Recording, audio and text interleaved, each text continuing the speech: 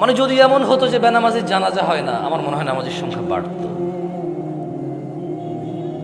যদি এমন হতো বেনামাজির সাথে কেউ মেয়ে বিয়ে দিবে না, ছেলে বিয়ে দিবে না, আমার মনে হয় নামাজি বাড়ত।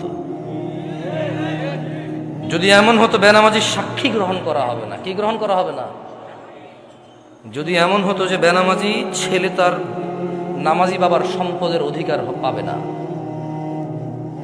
তাইলে মনে হয় নামাজি বাড়ত। এগুলো আমি বলিনি, এগুলো মুহাম্মদ সাল্লাল্লাহু আলাইহি সাল্লাম বলছে। বেনামাজি বেওয়ারিশ থাকে, কারো ওয়ারাসাত পায় না। বেনামাজি কি পায় না?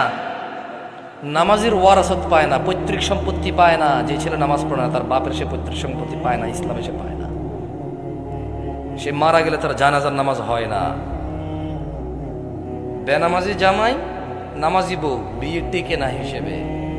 বাইনাল আবদি ওয়া বাইনাশ শিরকি ওয়াল কুফর তারকুস সালাহ। বান্দা শিরক আর কুফরের মধ্যে পার্থক্য হচ্ছে নামাজ ত্যাগ করা। তো বেনামাজি নামাজি যদি বউ জামাই হয়, টিকবে না তো, থাকবে না এই সংসার। খুব সিম্পল লজিক। আপনি যেদিন হাদিসকে এভাবে দেখবেন, ওই দিন আপনি মানুষ হতে পারবেন। আদারওয়াইজ ওয়াজ শুনতে পারবেন, জুমায় যেতে পারবেন, খুতবা শুনতে পারবেন, কিচ্ছু হবে না।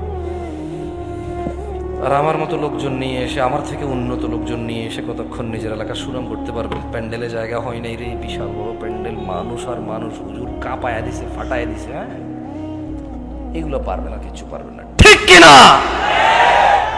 এই ঠিক কিনা?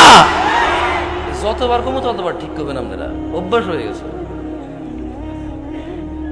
কি ঠিক, এটা তো আমি কিছু বলি না, এমনি ঠিক কিনা বলছি। মানে আপনি মনে করতেছেন যে আমি আপনার ঠিক বা ঠিকের উপরে ডিপেন্ড করে এখানে কথা বলবো? জীবনও না। তাহলে আমাকে আওয়ামী লীগ করতে হবে অথবা বিএনপি করতে হবে, নেতা যা করছে তা, বুঝলেন না? যদি আমি ইসলাম করি তাহলে তো নেতা যা বলে গেছে তা ঠিক, নেতা হলো মুহাম্মদ সাল্লাল্লাহু